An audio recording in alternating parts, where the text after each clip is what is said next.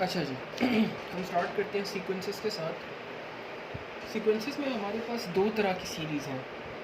एक है एपी जिसको हम अरिथमेटिक प्रोग्रेशन कहते हैं, और दूसरी है जीपी जिसको हम ज्योमेट्रिक प्रोग्रेशन कहते हैं। सबसे पहले हम देखते हैं कि एपी क्या है। एपी जिसको हम अरिथमेटिक प्रोग्रेशन कहते हैं, फॉर एग्जांपल हम एक सीरीज़ कंसिडर करते हैं 4, 7, 10, 13। आप नोट करो कि 4 और 7 में पॉजिटिव 3 का फ़र्क है, 7 और 10 में भी पॉजिटिव 3 का फ़र्क है, और 10 और 13 में भी पॉजिटिव 3 का फ़र्क है। आप ये फ़र्क कैसे निकाल रहे हो? Next minus previous, next minus previous, next minus previous, यानी 13 minus 10 is 3, 10 minus 7 is 3, 7 minus 4 is 3। ये आपका डिफरेंस होता है, कॉमन डिफरेंस। ठीक है, तो ऐसी सीरीज़ जिसमें सेम डिफरेंस हो उसको हम अरिथमेटिक प्रोग्रेशन की सीरीज़ कहते हैं। फॉर एग्जांपल ये देखो, अब 25, 20, 15, 10, इन सब में -5 का फ़र्क है, क्योंकि 20 minus 25 is -5, 15 minus 20 is -5, and 10 minus 15 is -5। अब आप देखो कि अगर मैं आपको कहूँ कि जी आप मुझे टर्म नंबर 3 इस प्रोग्रेशन की ढूंढ दो, ठीक है, टर्म नंबर 3 इस प्रोग्रेशन की ढूंढ दो, तो आप एक फॉर्मूला यूज़ करते हो कि nth term, for example term number 3 हमने ढूंढनी है, nth term is equals to a plus n minus 1d। a क्या है? First term. इस केस में a क्या है हमारा? 25, और इस केस में a क्या है? 5। n क्या है? nth टर्म, जो भी मैं आपको कहूँगा कि टर्म नंबर 3 ढूंढ दो, टर्म नंबर 4 ढूंढ दो, टर्म नंबर 5 ढूंढ दो, ठीक है, n माइनस 1, और d क्या है? कॉमन डिफरेंस, जो कि कैसे ढूंढना है हमने? Next minus previous term, next minus previous, next minus previous. ठीक है जी, ये हमारा टर्म नंबर का फॉर्मूला है। इसी तरह हमारे पास सम का फॉर्मूला होता है। जैसे हमने टर्म नंबर निकाली, इसी तरह हम सम निकाल सकते हैं कि मैं कहता हूँ कि जी पहली 4 टर्म्स का सम बताओ, या पहली 5 टर्म्स का सम बताओ, या पूरी सीरीज़ का सम आपने बताना है। अरिथमेटिक प्रोग्रेशन में सम का फॉर्मूला हमारे पास दो बेसिकली होते हैं, लेकिन ज़्यादा इस्तेमाल ये वाला होता है। ये है जी सम ऑफ n टर्म्स, यहाँ पर n जो भी है 3, 4, 5 जो भी आपको दिया गया है, is n by 2, 2a plus n minus 1d। a first term है, n nth टर्म है जो भी दी गई है, और d कॉमन डिफरेंस है, जो कि मैं आपको पहले बता चुका हूँ। हम ज़्यादातर यही फॉर्मूला यूज़ करेंगे, और अगर वो हमें लास्ट टर्म दे दे और हमें लास्ट टर्म वो दे दे और हमें कॉमन डिफरेंस ना पता हो, तो फिर हम ये वाला फॉर्मूला यूज़ कर सकते हैं कि sum of n terms is n by 2 a plus l, l is the last term. अगर लास्ट टर्म दे दी जाए और अगर उसने हमें कॉमन डिफरेंस ना दिया हो, ज़्यादातर केसेस में उसने हमें कॉमन डिफरेंस दिया होता है और nth टर्म हमें पता होती है, तो हम उससे जो है वो sum of the first n terms ढूंढ लेते हैं। अच्छा जी, अब हम आते हैं ज्योमेट्रिक प्रोग्रेशन की तरफ। जैसे कि हमने अरिथमेटिक प्रोग्रेशन में देखा था कि उसमें कॉमन डिफरेंस, हर टर्म के बाद दूसरा एक कॉमन डिफरेंस आ रहा है। यहाँ पर हमारे पास कॉमन रेशो होती है। कैसे? फॉर एग्जांपल हमारे पास ये सीक्वेंस है 2, इसको हमने 2 से मल्टीप्लाई किया 4, 4 को 2 से मल्टीप्लाई किया 8, 8 को 2 से मल्टीप्लाई किया 16, 16 को 2 से मल्टीप्लाई किया 32। अब इसमें मल्टीप्लाइंग फैक्टर है, एक रेशियो है कॉमन, इसमें कांस्टेंट डिफरेंस नहीं है, ठीक है ना। बेसिक फ़र्क ही यही है ज्योमेट्रिक और अरिथमेटिक प्रोग्रेशन में, कि इसमें एक मल्टीप्लाइंग फैक्टर है। वो फैक्टर ग्रेटर देन 1 भी हो सकता है, जैसे कि इस केस में 2 है, और इस केस में देखिए ये 9 है, 9 divide by 3 is 3, 3 divide by 3 is 1, 1 divide by 3 is 1 by 3, 1 by 3 divide by 3 is 1 by 9। तो यहाँ पर हमारे पास जो कॉमन रेशो है वो हमने निकालने का वे हमारे पास क्या है, जिसको हम R कहते हैं। कॉमन रेशो को हम R से डोनेट करते हैं। R is next term divided by the previous term. अब इस केस में हमारे पास नेक्स्ट टर्म क्या है? 4, प्रीवियस टर्म क्या है? 2, तो 4 डिवाइड बाई 2 इज़ 2। तो R की वैल्यू इस सीक्वेंस के लिए क्या हो गई? 2। इस सीक्वेंस के लिए R की टर्म, R की वैल्यू क्या होगी? 3 डिवाइड बाई 9। तो इस सीक्वेंस के लिए इट इज़ 1/3, ठीक है ना। तो इस सीक्वेंस के लिए इट इज़ लेस देन 1, इस सीक्वेंस के लिए इट इज़ ग्रेटर देन 1। तो अगर हमें वो जैसे हमने अरिथमेटिक प्रोग्रेशन में किया, अगर वो हमें nth टर्म ढूंढने के लिए कह दे तो हम कैसे ढूंढेंगे? For example nth term geometric progression का फॉर्मूला होता है a r raise to the power n minus one. ठीक है, अब वो फॉर एग्जांपल कहता है यहाँ पर कि जी इसकी थर्ड टर्म ढूंढें, तो थर्ड टर्म के लिए ए क्या आप लेंगे 2, आर क्या आप लेंगे 2 और n क्या होगा 3। तो आप यहाँ पे क्या लिखेंगे 2 raise to the power 3 minus one. तो इस तरह आप इसको सॉल्व करेंगे तो आपके पास nth टर्म आ जाएगी। और इस केस में nth टर्म आप कैसे ढूंढेंगे? आप r की जगह सिर्फ 1/3 पुट करेंगे, बकाया फर्स्ट टर्म आपकी 9 होगी और n आपको जो वो मांगा क्या है, फोर्थ टर्म आई गई है, तो आप n की जगह 4 पुट कर देंगे। इसी तरह अगर वो आपसे sum of the first n terms मांगता है तो इसमें आपके पास दो केसेस हैं। पहले तो आपने देखना है कि आपके पास कॉमन रेशो क्या है। अगर आपकी common ratio r greater than 1 है, जो कि इस केस में है, तो फिर आप फॉर्मूला यूज़ करेंगे कि Sn is a r raise to the power n minus one divided by r minus one. और अगर आपके पास r की वैल्यू लेस देन 1 है, जो कि इस केस में है, जो कि 1/3 आई है, तो आप Sn is equals to a 1 minus r raise to the power n by 1 minus r. ठीक है, तो आप इस तरह से अपनी sum of the first n term ढूंढेंगे। आपने पहले देखना है कि r की वैल्यू क्या है, उसके बाद आपने इन दोनों में से डिसीजन लेना है कि आपने कौन सा फॉर्मूला अप्लाई करना है।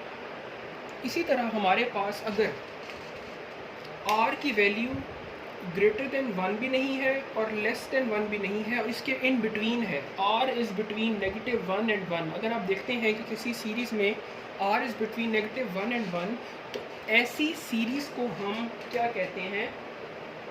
ऐसी सीरीज़ को हम कन्वर्जिंग सीरीज़ कहते हैं।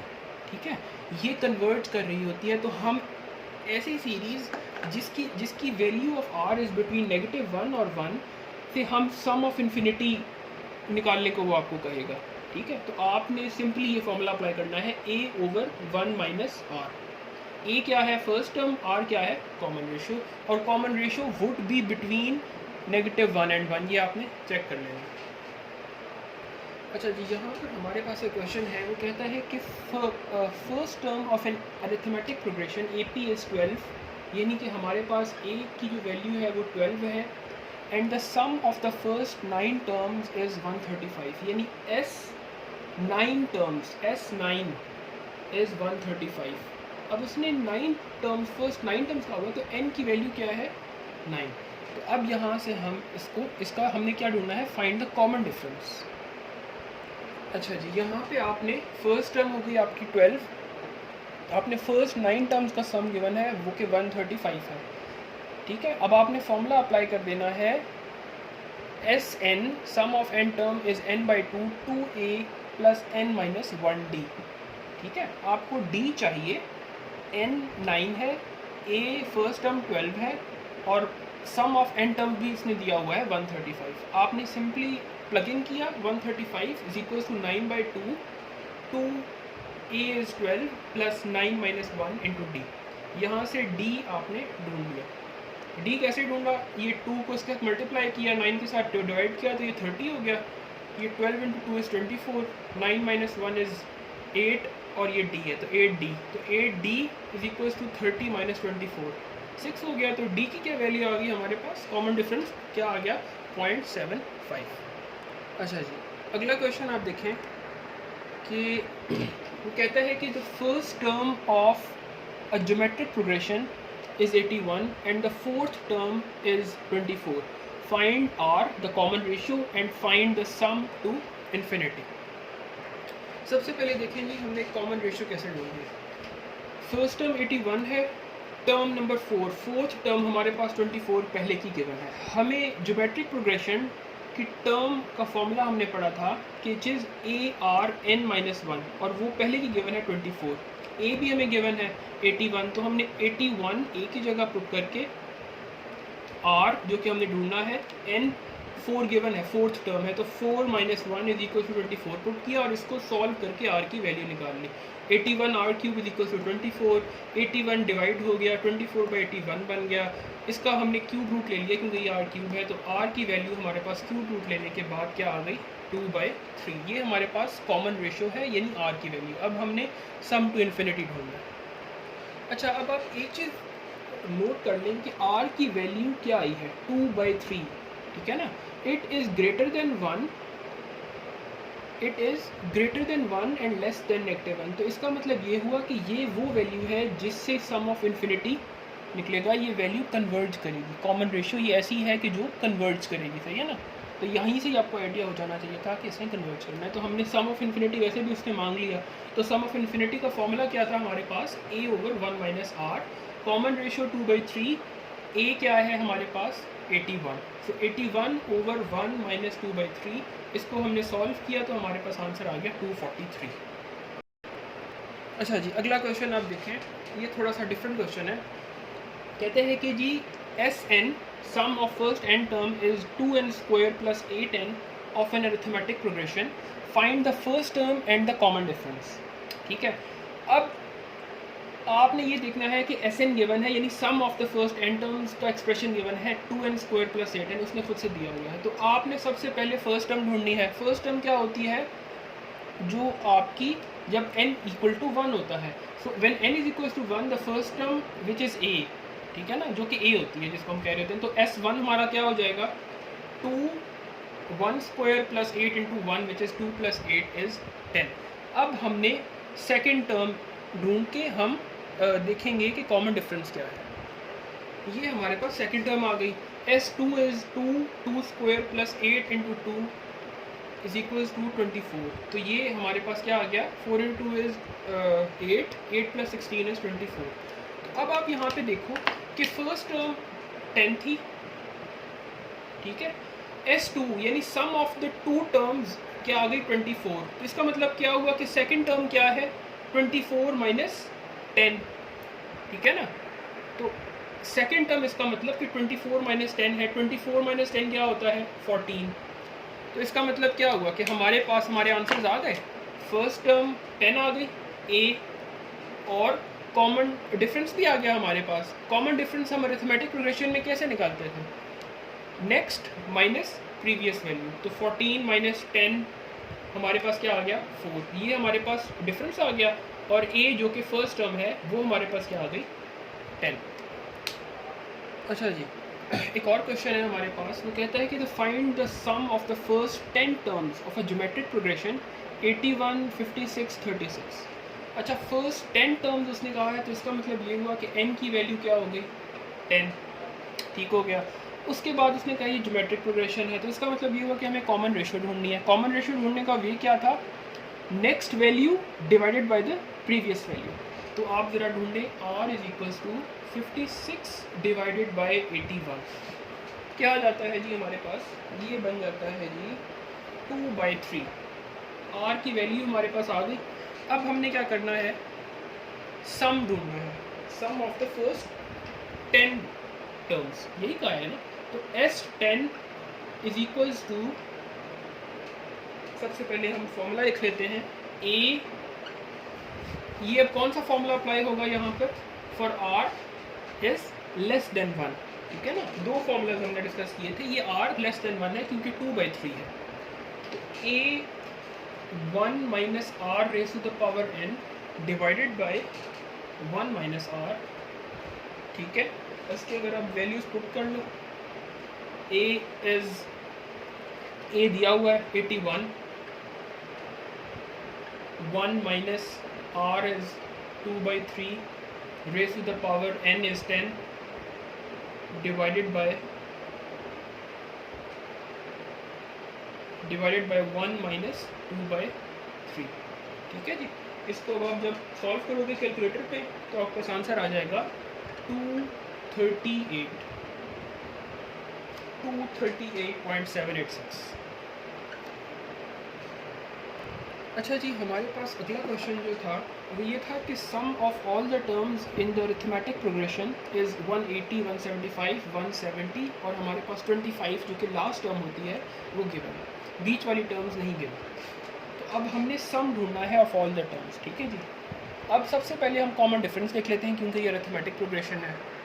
तो कॉमन डिफरेंस अगर हम देखें तो क्या फॉर्मूला होता है common difference, d is equals to next term minus previous term. 175 is the next term, previous term is 180, so 175 minus 180 is -5। अब जी हम फॉर्मूला अप्लाई कर देते हैं सम ऑफ एन टर्म्स का। अरिथमेटिक प्रोग्रेशन में दो फॉर्मूलाज आपको बताए हैं मैंने, एक में लास्ट टर्म इन्वॉल्व होती है, एक में लास्ट टर्म इन्वॉल्व नहीं होती। यहाँ पर हम लास्ट टर्म वाला यूज़ करेंगे क्योंकि लास्ट टर्म हमें गिवन है तो हमें आसानी होगी, ठीक है। तो हमने यहाँ पर S n is equal to n/2 a plus l वाला फॉर्मूला यूज़ कर लिया। अब हमने फॉर्मूला यूज़ किया तो हमारे पास लास्ट टर्म भी है, हमारे पास फर्स्ट टर्म भी है, लेकिन हमारे पास n नहीं है। तो n ढूंढने के लिए हमने क्या किया कि हमें पता थी लास्ट टर्म जो कि 25 है, यहाँ पे हमने लास्ट टर्म लिखी, term number is equals to a plus n-1d, ठीक है। तो 25 इज इक्वल्स टू a हमें फर्स्ट टर्म पता है 180 प्लस n-1 हमें n ढूंढना है कि ये कौन सी नंबर टर्म है, इससे हमें n पता चल जाएगा, ठीक है ना। इस वजह से हम ये काम सारा कर रहे हैं।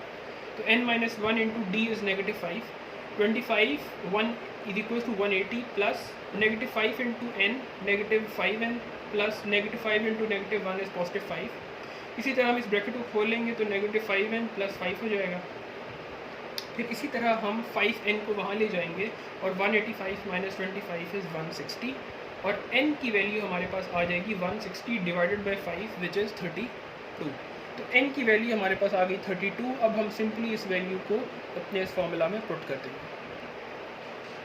ये जी हमने n की वैल्यू जो कि 32 आई थी इसमें पुट कर दी। 32/2 इज़ मल्टीप्लाइड बाई 180 जो कि फर्स्ट टर्म थी और लास्ट टर्म 25, इसको हमने कैलकुलेटर में डाला, सॉल्व किया, हमारे पास आंसर आ गया सम ऑफ द n टर्म्स जो कि sum of basically 32 terms is 3280। ठीक है जी, यहीं पर हम ख़त्म करते हैं अपने इस चैप्टर को, सीक्वेंसेस AP GP को, और बहुत मेहरबानी।